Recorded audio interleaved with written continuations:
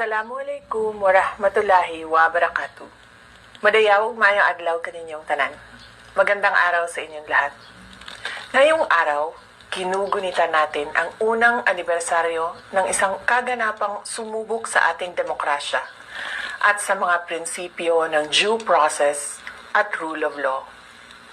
Ang naganap na extraordinary rendition o kidnapping kay dating Pangulong Rodrigo Duterte ay isang seryosong paalala na ang batas ay hindi dapat ginagamit bilang sandata para sa politika o personal na interes.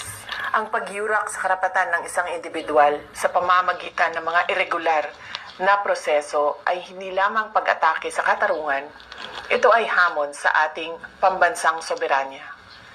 Ang isang tunay na malayang bansa ay pinapatakbo ng sariling mga institusyon na malaya mula sa anumang panlabas na panghihimasok o dikta. Ang anibersaryong ito ay isang panawagan para sa ating lahat na manatiling mapagmatyag. Kailangan manatiling malaya, tapat at matatag ang ating mga institusyon laban sa anumang pagsubok na baluktutin ang hustisya. Walang sino mang Pilipino ang dapat pagkakaitan ng proteksyon ng ating saligang batas.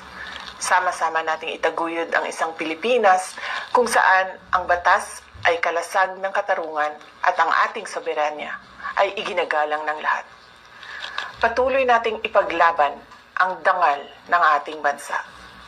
Mahalin natin ang Pilipinas para sa Diyos sa bayan at sa bawat pamilyang Pilipino. Syukran.